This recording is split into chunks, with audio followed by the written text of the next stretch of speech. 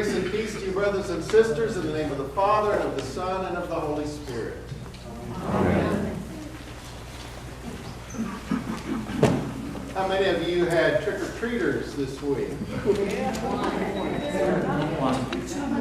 Well, we were in St. Simon's, and little getaway, and we didn't have any, so we had to eat the candy. But that was Halloween, All Hallows Eve. It's the day before Hallows Day, which is the Old English word for saints. Hallowed be thy name, holy, sainted. And then All Saints' Day was the following day, the Hallowed Day, where we remember the saints of our faith, the saints in the Bible, saints in church history, and then follows All Souls' Day, which doesn't get as much attention, but it's the day we remember those people who are precious in our own lives, who have been saints to us and helped us in our way of following Jesus. Well, so this Sunday, after all those special days, is All Saints Sunday, and we kind of remember all of those saints in our lives. Growing up, you can think of the people in your lives, maybe family or friends or a Sunday school teacher or a teacher who really made a difference. You know they loved you, they know they loved God.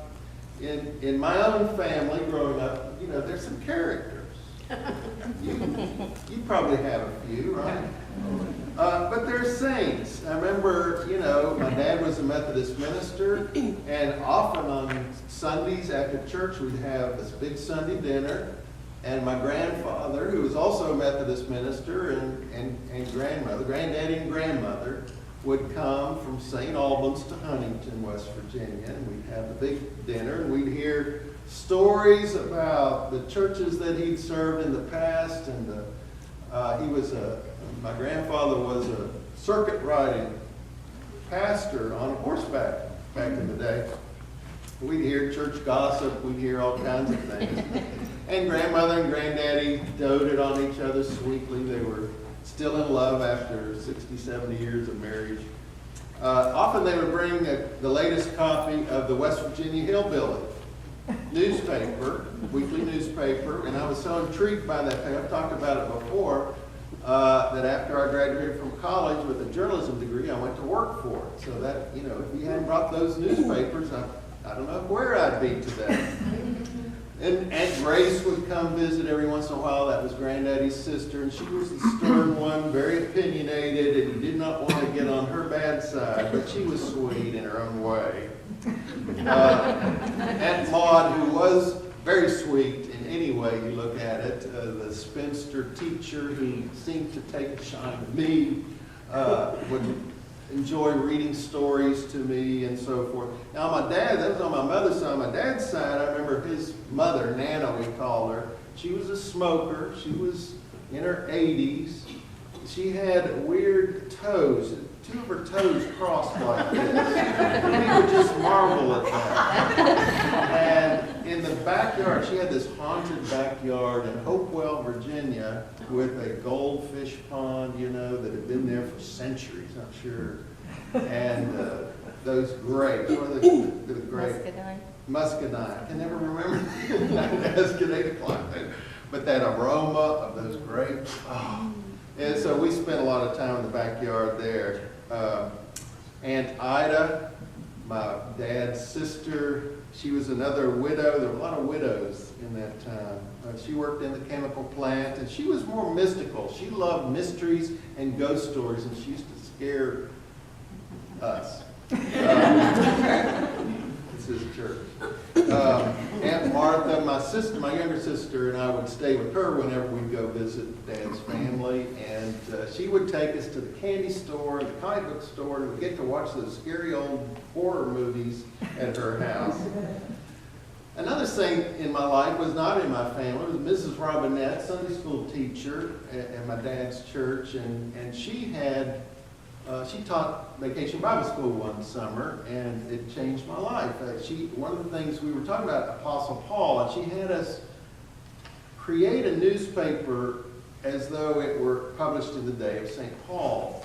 And so I just loved that, and I did big new headlines and a comic strip about a centurion or something, and ads for chariots, and I think that also led me to go into journalism and my love of writing that still persists today. There's a lot of saints in our lives. I hope that as I'm reciting some of these saints in my own life, that some are coming to your mind and your heart, those people who really made a difference even when you were a child. You can look back and you see their flaws and their peccadillos and maybe even their mistakes. And you realize that they're just ordinary people like you and me. But there was something more, wasn't there, about them. They truly believed and loved God, and they tried to live as followers of Jesus. They were the salt of the earth, as Jesus put it. And so when I look back at these folks, I see saints of God. So All Saints Sunday gives us an opportunity to look back in a personal way to talk about the present and the future by thinking about the past. Who are we, and who do we want to be? Those saints from the past give us a way to talk about where we are and where we're headed as followers of God. So today, you are invited to bring with you someone or someone's with you to this place and to this table when you come for communion. Because the saints are always with us, even if we're not conscious of us. Those people are in our hearts and in our very DNA in many ways. And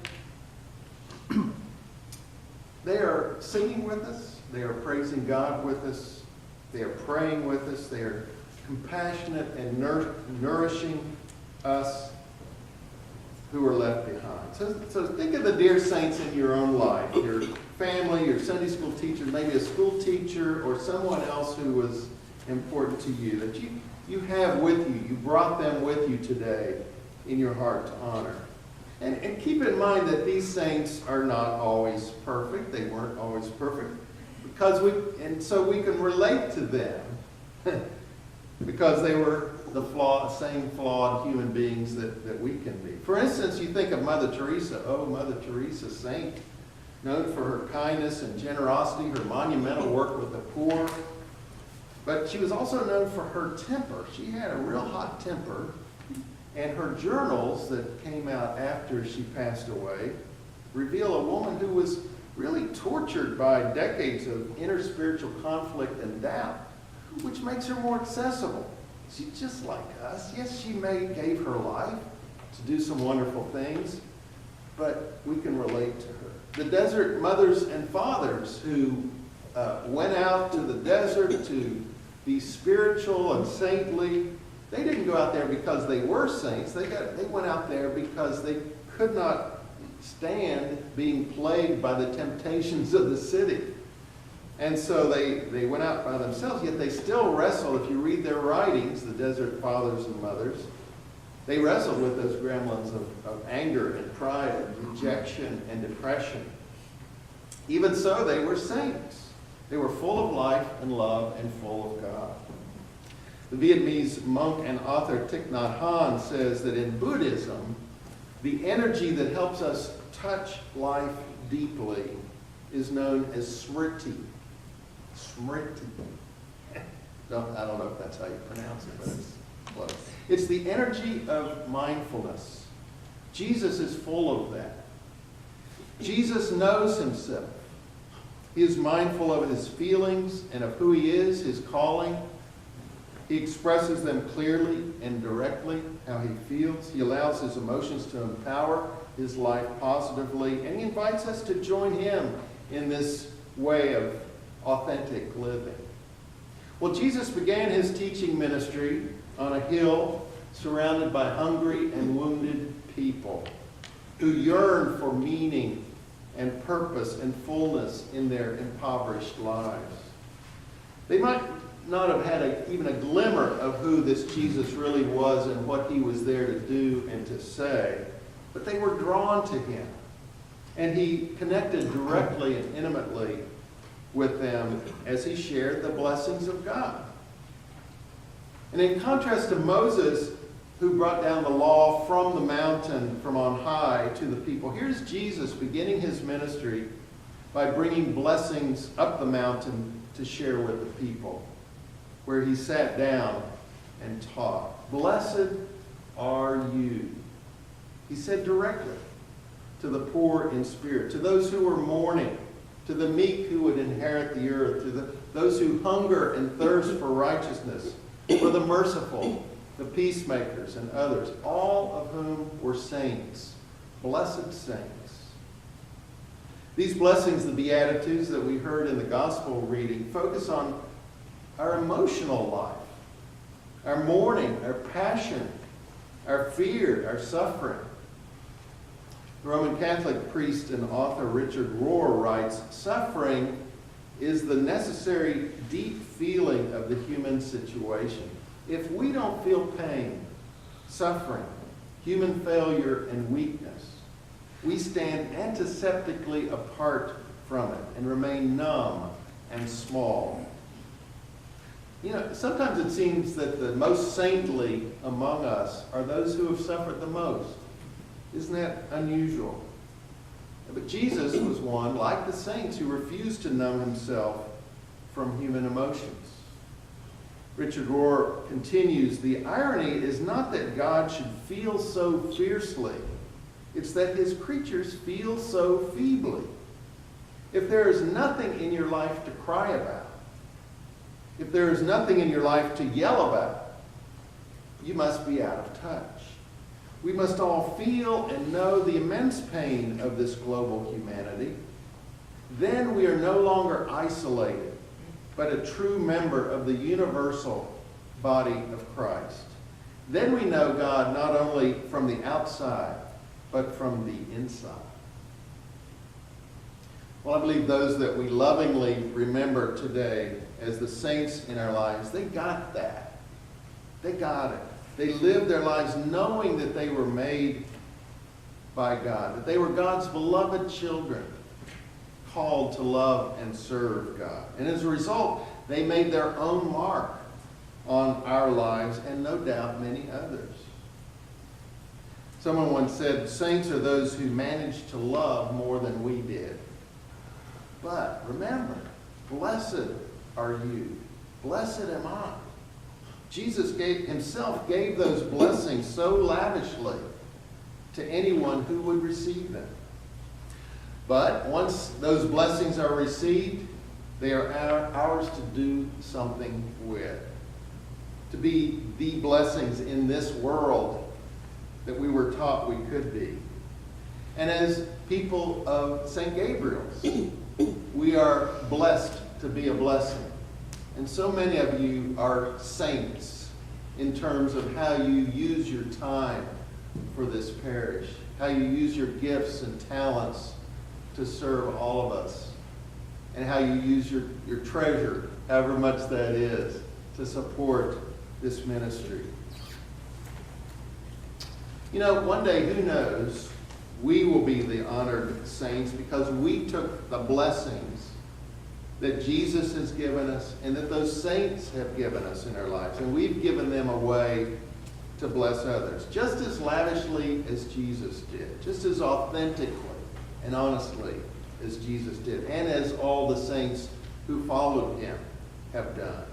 So come to this table today, unafraid to honor someone or someones who help make you who you are.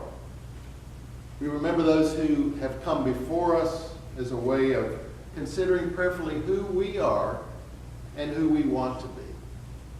And then one day, one might hope, we will be remembered for the positive marks we left on the lives of others. And impossible as it may sound now, we just might be remembered as unlikely saints ourselves. Amen.